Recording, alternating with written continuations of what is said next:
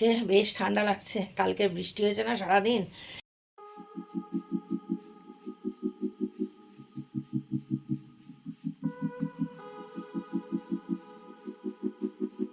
অবস্থা, চুল টুল করা হয়নি, স্নান করে চুল হাঁচড়ানো হয়নি, কিচ্ছু হয়নি।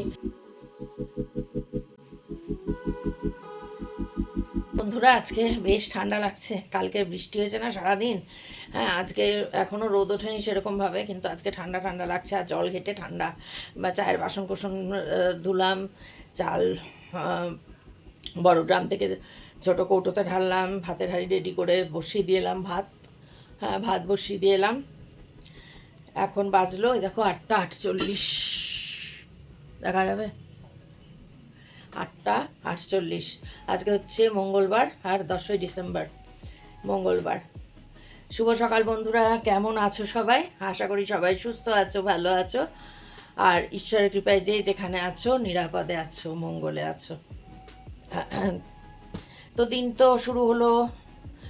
ঠান্ডা মানে সত্যি ঠান্ডা লাগছে আজকে, হাতে পায়ে ঠান্ডা লাগছে। এখনই মোজা পরবো কিনা তাই ভাবছি, মোজা পরলে আবার বারবার মোজা খোলা করা। কিন্তু আজকে ঠান্ডা লাগছে। কালকে আর রাতে ফ্যান চালাতে হয়নি, ঠান্ডা লাগছে। তো দেখি আজকে পল্লবী যদি ফ্রি টাইম থাকে বলবো লেপটা বার করে দিতে একটুখানি। সবজিপাতি কাটার কিছু নেই, ওই টাইমটুকুতে একটু যদি লেপ দুটো বার করে দেয়, একটু বাইরে নিয়ে গিয়ে একটু ঝেড়ে দেয়, বাইরে বলতে ড্রয়িং রুমে নিয়ে গিয়ে ঝেড়ে ঝুড়ে দেয়। হ্যাঁ, তো তারপরে আর কী হবে, মানে মনে হচ্ছে এইবার একটু লেপ গায়ে দিয়ে আরাম করে গুটি সুটি মেরে শুইলে দরকার এইবার। ঠান্ডা নেই ঠান্ডা নেই করছিলাম, এটাই দরকার মানে ছিল, হওয়ারই ছিল যে একবার একটু বৃষ্টি হবে, তারপরে মানে রোদ উঠলে ঠান্ডাটা পড়বে। আজকে ডিসেম্বরের 10 তারিখ হয়ে গেল, এখনও যদি ঠান্ডা না থাকে তাহলে কী করে হবে। তো চলো, আজকে আবার চা একটু বেশি হয়েছে দেখলাম, ওই জন্য গ্লাসে একটুখানি সামান্য একটুখানি গ্লাসে ঢেলে নিয়ে এলাম। আমার ছোটো ফ্লাস্কটা না ঠিক করা হয়নি, ওটা করতে হবে। তো এই প্রত্যেক দিন কীরকমভাবে কাটাই তো আমি জানি। এক একটা করে দিন যাচ্ছে, সেই বললাম না 16ই নভেম্বর বেরিয়েছিলাম, আজকে 10ই ডিসেম্বর বাড়ি থেকে এইভাবে খাঁচার মধ্যে এইরকমভাবেই বন্ধ। তারপরেও যে কত রকম সমস্যা সব সময় চলছে। মানে যতটা সময় দিনের বেলায় একা একা থাকি ততটা সময় একরকম, তারপরে নানা রকম। সবটা তো সব সময় ক্যামেরার সামনে তোমরা দেখো, এবং সেই মানুষ আবার সেটা সচেতন থাকে, ক্যামেরা চালু দেখলে তখন কিছু বলে না সবার সামনে, কিন্তু তারপরে তো চলেই। তো যাই হোক, আমার মানে যেটা খুব মেয়ের কাছে যাওয়ার ট্রিটমেন্ট, সেটা ওনার ট্রিটমেন্টটাও গুরুত্বপূর্ণ, যেহেতু পার্কিনসন্সটা বাড়ছেই ক্রমশ, তো সেইটা দেখানোর জন্য। আর আমার তো তখন দেখাবো কি হবে না হবে, আমার নিজেকে নিয়ে অত গুরুত্ব দিই না, দূর যা হচ্ছে হচ্ছে, কোনো রকমে যেন বিছানায় পড়ে না থাকি, ঠাকুরকে এটাই বলি যেন চলতে চলতেই চলে যেতে পারি একদম। তো আর নিজের জন্য আর টাকা পয়সা খরচ করার কোনো ইচ্ছে নেই। এত কথা শুনতে হয়, তো নিজের টাকাও খরচ করতে আর ইচ্ছা হয় না, যে চলো আমার নিজের টাকা, মনে হয় না, সব থাকুক, আমার ন্যূনতম যেটুকু প্রয়োজন তাই। আচ্ছা, তোমরা একটা কথা বলো তো বন্ধুরা, আমার সাউন্ড নাকি শুনতে খুব অসুবিধা হচ্ছে, খুব আস্তে আস্তে। যদি সেটা হয় তাহলে যদি একটু কমেন্ট করো সবাই, তাহলে দেখতে হবে যে তাহলে মাইক্রোফোন ইউজ করতে হবে। মাঝখানে করছিলাম মাইক্রোফোন ইউজ, আবার বন্ধ রেখেছি। যদি শুনতে অসুবিধা হয় তাহলে একটু জানিও কেমন। একজন বলেছে, আমার পরিবারের এক সদস্য বলেছে যদি অসুবিধা হয় তাহলে আমি মাইক্রোফোন ইউজ করব। মাইক্রোফোনটাও খুব একটা মানে চট করে চার্জ চলে যাচ্ছে, অনেক দিন হয়েছে সেটা, তো দেখতে হবে পরে, আর নয়তো একটা দেখে কিনতে হবে। যাই হোক, ওই এখন আমি ওইভাবে জোড়াতালি দিয়েই চালাচ্ছি, কোনোটাই নিজের জন্য। চশমা একটা করা খুব দরকার, এই একটা চশমায় পড়ে যাচ্ছে, আর একটা রয়েছে তোলা, কিন্তু চশমা একটা একটু দরকার, আরেকটা হলে ভালো হয়। তো সেটাও ভাবছি যে না, এই মাসে থাক, এই মাসে এটা, তো ও মাসে থাক, ও মাসে ওটা। কিন্তু যদি ব্যাঙ্গালোর যাই তাহলে তখন একটা চশমা বানিয়ে নিয়ে যেতে হবে। যদি যাই মানে এটাই, যে একে এখন বলছি না বিশ্বাস নেই, আমরা জোর করছি বারবারই যে যেতে হবে। ওই চিৎকার কালকে রাতে বলছে না আর হবে না, যাবো না, আমার কিছু হবে না, আর আমার হবে না, হ্যান হবে না, ত্যান হবে না। এবার এই লোক না গেলে তো আমার পক্ষে যাওয়া সম্ভব না। তোমরা তো দেখেইছো তখন লোক ছিল, তারপরেও গিয়ে কি অবস্থা, কাজে যাওয়া সম্ভব না। এই সারাদিন এই খাঁচায় বন্ধ, এইভাবে কাটায়। চলো দেখি আজকে কি করব। আজকে একবার ভাবছি যে আজ তো মঙ্গলবার, ওনার তো খাবার আসবেই। আজকে একবার ভাবছি ভাত খাবো না, একটু চিড়ের পোলাও করে, অনেক দিন খাইনি, চিড়ের পোলাও করে খাই দুপুরবেলা, রাতে তো যেমন রুটি আসে। 2টো রুটি। তো কী করব দেখি, এখনও ভাবছি যে ভাত খাবো না, চিড়ের পোলাও করি। এগুলো করা হয় না তো থেকেই যায়। সেদিন যেমন চাউ খেলাম একটু, চিড়ের পোলাওটা ওই জন্য ভাবছি, ভাবনার পর্যায়ে। চলো আগে খেয়ে নিই, কারণ খিদেও পেয়ে গেছে। চলো কেমন, তারপর সারাদিন ভালো তোমাদেরও কাটুক, আমার তো যেমন কাটার তেমনই কাটবে। কে জানি আমাকে জিজ্ঞেস করলো কেমন আছেন, আমি বললাম যেমন থাকি সেরকমই আছি। কেউ আর কি ওই যে বোধহয় যে দাদা খাবার দিতে এসছেন সেই দাদাই বলেছেন, না কে বলেছেন মনে নাই ঠিক। যাই হোক, চলো দিনটা শুরু করে দিই। বন্ধুরা, আজকে চিড়ের পোলাও করবো বললামই তোমাদের।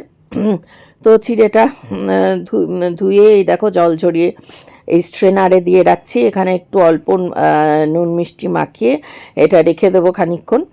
তারপরে একটুখানি সবজি কেটে নেব। আর সবজি বলতে একটুখানি ক্যাপসিকাম দেবো, একটু আলু আর একটুখানি গাজর। তাছাড়া আর সে অন্য কিছু দেওয়ার মতন নেই। আর কাঁচা লঙ্কা কুচি করে তো দেবই। তো এই আজকে চিড়ের পোলাও করছি মানে ভাতের পরিবর্তে খাবো, সেই জন্য। যেদিন চাউ বা চিড়ের পোলাও এরকম দুদিনই করলাম, সেদিন ভাতটা স্কিপ করি, মানে ভাতটা খাই না। রাত্রিরে তো রুটি খাই যেমন, সেরকমই। তো যাই হোক, এটা এইভাবে এখন এই ধুয়ে ভালো করে আগে ঝেড়ে নিলাম, তারপর ধুয়ে স্ট্রেনারেই একটুখানি ছড়ানো থাকবে। বললামই তোমাদের নুন হলুদ বলছি, নুন আর মিষ্টি একটুখানি মাখিয়ে রাখবো। তো এই এখন তো ধরো ওই পল্লবী একটু দেরি করে আসে, তার ফলে অন্যান্য কাজকর্ম আমার করে ফেলা সুবিধা হয়, করে নিই। তারপরে মানে ঘরদোর ঝাড়া মোছা হয়, তাতে বাড়িঘরও অনেকটা পরিষ্কার থাকে। তা না হলে কি আগে সকালবেলা করে যেত, ঠিক আছে, মোছা টোছা সবই ঠিক আছে, কিন্তু তারপরে ডাস্টিং বলো অন্যান্য কাজকর্ম বলো হতো, এবং তার ফলে ইয়ে হতো না। এই নুন আর মিষ্টির সঙ্গে সঙ্গে একটুখানি গোলমরিচের গুঁড়ো একটু দিয়ে দেবো ভাবলাম। যদিও কাঁচা লঙ্কা তো আমি ব্যবহার করবই, কিন্তু তারপরেও গোলমরিচের গুঁড়ো একটুখানি দিয়ে মাখিয়ে রাখবো। তো চিড়ের পোলাও তো সাধারণভাবে আজকে যেহেতু মঙ্গলবার, তো সেই কারণে আজকে চিড়ের পোলাওটা আমি নিরামিষ করে করব বলে আজকে মানে আমি কারি পাতা বা সর্ষে ফোড়ন দিয়ে করছি না। কারি পাতা সর্ষে ফোড়ন দিয়ে করলে একটু পেঁয়াজ দিয়ে করা যায়। আগে যদিও চিড়ের পোলাও বন্ধুরা আমি কিন্তু নিরামিষই ছোটো থেকে খেয়ে এসেছি, চিড়ের পোলাও যে পেঁয়াজ দিয়ে হয় সেটা আগে কিন্তু জানতাম না, কিন্তু এখন দেখি যে পেঁয়াজ দিয়ে করলেও কিন্তু বেশ ভালো লাগে। তবে সেক্ষেত্রে ওই কারি পাতা আর সর্ষে ফোড়ন দিয়ে করলেই। এবার একটু কাটাকুটি করতে বসে গেছি বন্ধুরা। দেখো লঙ্কাটা আমি সে কাঁচি দিয়ে কাটলেই না ভালো হয়, সুন্দর বেশ ছোটো ছোটো করে কাটা হয়। তো এই লঙ্কাটা কেটে নিচ্ছি। তারপরে তোমাদের তো বললামই একটুখানি গাজর, ক্যাপসিকাম, আলু এইটুকু একটু কেটে নেব। আলুটা না কিছুতেই বাদ দিতে পারি না, মানে যাই খাই না কেন ওই জন্যে আলুর মতন চেহারা। আমার এই পরিবারের সদস্য, আমার বন্ধু পাপিয়া আমাকে ওই জন্য বলে গোলু মলু। তো এই আলু খেতে খুব ভালোবাসি। আলু খেতে অবশ্য বাঙালিরা বেশিরভাগই ভালোবাসে, যদিও হয়তো খাওয়াটা অতটা ঠিক নয় যেহেতু সুগার রয়েছে। তবে জানো তো বন্ধুরা, সাউথের ডাক্তাররা কিন্তু আলু খেতে বারণ করেন না। মানে এটা মানে ডায়াবেটিক হলে যে আলু খাওয়া বারণ বন্ধ, এরকমটা কিন্তু ওনারা বলেন না। কিন্তু যাই হোক, আমরা তো এটাই জেনে এসেছি যে সুগার থাকলে আলু খাওয়া যায় না। তো সেই কারণে কিন্তু তবুও আলুটা আমরা ছাড়তে পারি না, এটা তো জানাই। আর সেই জন্য একমাত্র বাংলাতেই যে বিরিয়ানিতে আলু থাকে, যেটা অন্য কোনো প্রভিন্সের বিরিয়ানিতে কিন্তু আলু থাকে না। তো এইবারে এই ক্যাপসিকামটা কুচি করে নিচ্ছি। এইবারে মন্টুকে পাঠিয়েছিলাম যে ইয়েলো আর রেড বেল পেপার পায়নি কোথাও। আসলে সবসময় বাজারে, সব বাজারে অ্যাভেলেবেল থাকে না। সন্ধ্যার দিকে যে বড় বাজারটা আমাদের এখানে বসে সেখানে পাওয়া যায়।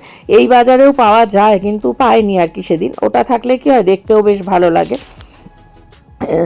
তো এই কাটাকুটি করতে করতে কত কথাই ভাবি, অনেক কিছু ভাবি, মানে অনেক কিছু শোনার পরে তাই মনে হয় যে আজকাল না বেশ মানে অনেক ক্ষেত্রেই দেখা যাচ্ছে, প্রায়ই আমরা দেখতে পাই যে মানে অনেক মহিলা সংগঠনগুলো যে কাজ করেন মহিলাদের নিয়ে বা পুরুষদের নিয়ে, মহিলা সংগঠন মানে সামাজিক কর্মী যারা, তারা তো শুধু মহিলাদের নিয়ে নয়, তারা পুরুষদের নিয়েও কাজ করেন। তো সেখানে দেখা যায় কি আজকাল মেয়েরা না খুব অল্পেতেই অসহিষ্ণু হয়ে পড়ে সংসার ছেড়ে বেরিয়ে যাচ্ছে।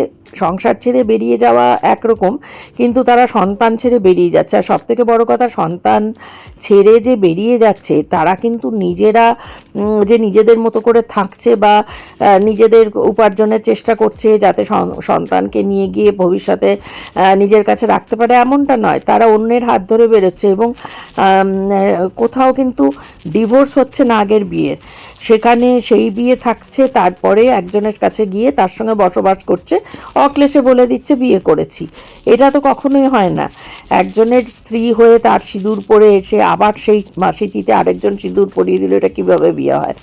সব থেকে বড় কথা, বাচ্চা ফেলে কিভাবে আসতে পারে। রিসেন্ট একজনের দেখছিলাম, একজন মহিলা ওরকম 3টি বাচ্চা ফেলে রেখে, ছোট বাচ্চাটির বয়স 4 বছরের ছেলে, তাদের 3টি বাচ্চাকে ফেলে রেখে সে গিয়ে তার নন্দায়ের সঙ্গে সে থাকছে, বিয়ে করেছি বলছে নিজের নন্দাইকে। তো এটা তো হয় না। এগুলো কীরকম আজকাল ভাবলে অবাক লাগছে। এবং এতে কিন্তু বন্ধুরা, এটা কিন্তু আমরা বেশিরভাগই দেখতে পাচ্ছি মোটামুটি নিম্নবিত্ত যাদের আমরা বলি, সেই রকম পরিবারের মহিলারাই কিন্তু দেখছি এই জিনিসগুলো করছেন। এবার তোমরা বলতে পারো মেয়েরাই করছে, ছেলেরা কি কিছু করছে না? হ্যাঁ, ছেলেরা তো করে, এটা তো চিরদিনই যে ছেলেরা স্বামীদের অত্যাচারে মেয়েরা অত্যাচারিত হয়। কত কত মেয়ে কত যন্ত্রণা ভোগ করে চলেছে প্রতিদিন, এটা তো আমার জানা কথাই। আমার নিজের বাস্তব অভিজ্ঞতাও আছে, তোমরা তো জানোই সবটা।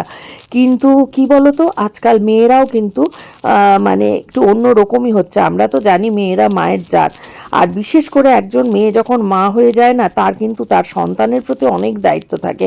স্বামীর সঙ্গে তার বনিবনা নাই হতে পারে, স্বামীকে ছেড়ে সে অবশ্যই চলে যেতে পারে, চলে যাওয়ার অধিকার তার রয়েছে, কিন্তু সেক্ষেত্রে সন্তানদের কখনোই ফেলে রেখে যাওয়া নয়, সন্তানদের নিয়েই তার চলে যাওয়া উচিত। এবং তারপর আইনি পথে স্বামীর সঙ্গে বিচ্ছেদ নিয়ে সে আবার নিশ্চয়ই বিয়ে করতে পারে, সেটাতেও কোনো বাধা নেই, কিন্তু আইনি পথে বিচ্ছেদ নিয়ে এবং অবশ্যই নিজের সন্তানদের নিয়ে। একজন মা কখনোই তার সন্তানদের ফেলে রেখে চলে যাবে, এটা ঠিক মেনে নেওয়া যায় না। কারণ মায়ের ওপরেই সব কিছু নির্ভর করে। সন্তানরা কিন্তু মায়ের কাছ থেকে যে স্নেহ ভালোবাসা পায় বা মায়ের কাছে যে প্রোটেকশনটা পায়, সেটা কিন্তু অন্য কারোর কাছে পাওয়া সম্ভব নয়। কিন্তু তবুও আজকাল দেখছি বহু মা কিন্তু নিজেদের স্বার্থটাই দেখছে, সন্তানের কথা ভাবছেই না। বন্ধুরা, এবার আমি যথারীতি আমার এই কড়াইটা মেজে নিয়ে, একদিন ওই পল্লবী মেজেছিল, তার অনেকটা জায়গায় উঠে গেছে দেখছি। কি আর করা যাবে, এক ননস্টিকের কড়াই, জানো তো, একটা কড়াই একদম ঠিকঠাক থাকবে বড়জোর 1 বছর, তারপরেই দেখবে তার হালত কিন্তু একটু খারাপ হয় যদি রেগুলার ইউজ করা হয়। সেটাই দেখছি। আমি তো তোমরা দেখতেই পাও ননস্টিকের কড়াই আমি ইউজুয়ালি মাজি, কিন্তু বাই চান্স এদিক ওদিক হয়ে গেলেই গেল। তো যাই হোক, ওই তুলে মাজলে, তুলে ব্যবহার করলে তবেই ঠিক থাকে, তা না হলে কিন্তু থাকে না। কড়াইটা মেজে মুছে বসিয়ে দিলাম। এইখানে কিছু কাজু কিশমিশ আর চিনাবাদাম জলে ভেজানো রয়েছে।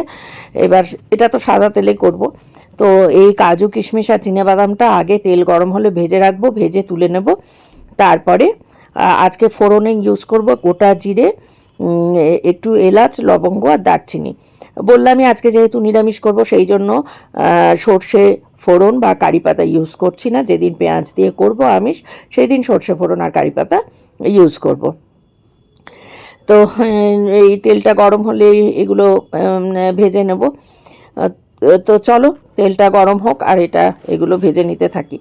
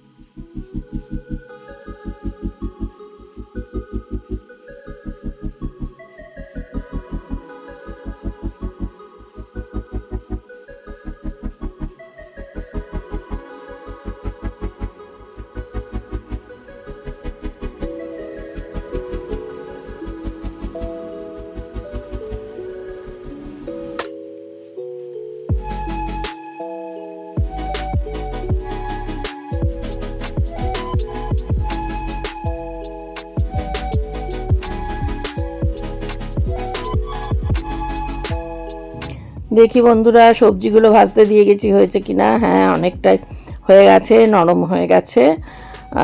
তো এবার চিড়েটা দিয়ে দেবো। এই দেখো একটুখানি আমি মানে এটাই যে লালচে যে চিড়েটা সেইটাই ঘরে ছিল, সেটাই ইউজ করেছি।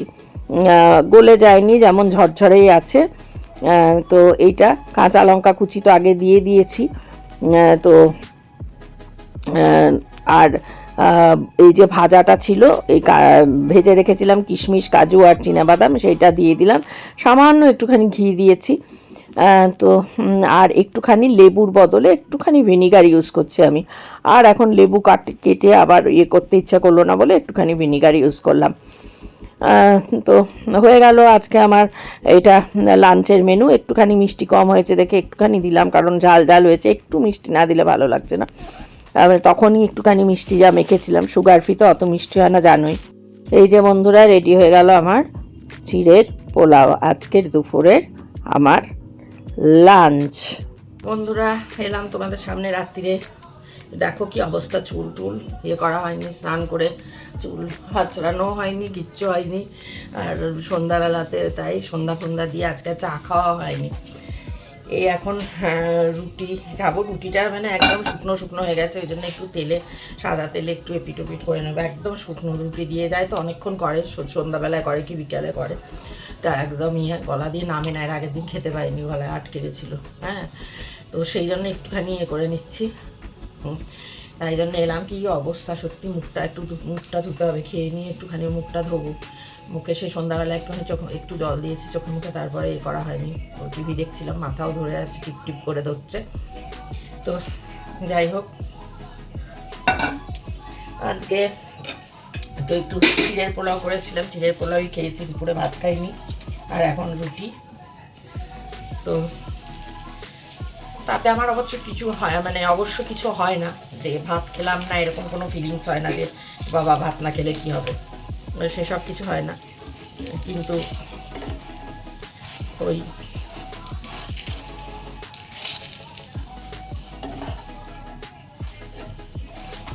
আর কি, যে ভাতটা না খেতে পারলেই ভালো, কিন্তু আবার পুরোটা বাদ দিতেও বারণ করে যে সবই লাগবে, কার্বোহাইড্রেটও লাগবে, সবই লাগবে।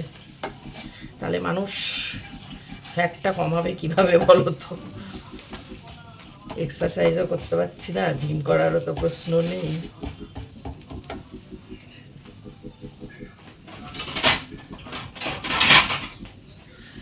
তো যাই হোক বন্ধুরা, ব্লগ যে ছাতার মাথার ব্লগ সারাদিনে করেছি, সেই ব্লগটা শেষ করব এখন। এই করতে করতে তেল একটু একটু করে দিচ্ছি, তো এত কম তেল দিলে আবার হয়ও না ভাজা একটুখানি একটু তো দিতে হবে, সেটাও তো দিই না। একটা জি অরিজিনালসের হিন্দি একটা সিরিজ দেখতে শুরু করেছি। জাস্ট ফার্স্ট এপিসোড হয়েছে, সেকেন্ড এপিসোড আসলে খবর দেখি তো, আবার মাঝখানে একটুখানি দেখলাম, বেশিটাই খবর দেখি বলে। তারপর মেয়ের সঙ্গে ফোনে খানিক্ষণ কথাবার্তা।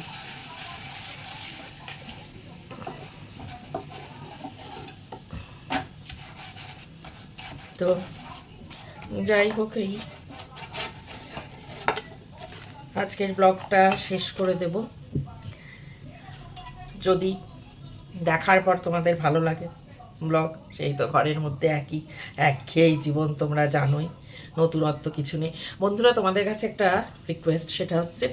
রিকোয়েস্টই করব, সেটা হচ্ছে আমার যে সেকেন্ড চ্যানেলে আমি আবার ভিডিও দেওয়া শুরু করেছি বিভিন্ন টপিকের ওপর। তোমরা প্লিজ সেকেন্ড চ্যানেলটা আমার দেখো, আর একটু সাবস্ক্রাইব করে দিও। থটস অফ সুদেশনা আমার সেকেন্ড চ্যানেল, যেটা ওটায় ভিডিও দিচ্ছি, যাচ্ছে। গতকাল গেছে, দুটো গেছে, আজকেও দুটো গেছে। হ্যাঁ, দুটো 4টে ভিডিও দুটো গেছে। তোমরা আমার কমিউনিটিতে পেয়ে যাবে, আমার এই ব্লগিং চ্যানেলের কমিউনিটিতে পেয়ে যাবে। ওটা একটুখানি সাবস্ক্রাইব করে দিও, একটু দেখো, দেখে তোমাদের কমেন্ট করো বিভিন্ন বিষয়ের ওপরে, ওটাতে আলোচনা করি। কেউ দেখছেন তো বটেই, কিন্তু দাঁড়াও, সবাইকে তোমাদের রিকোয়েস্ট করলাম দেখার জন্য।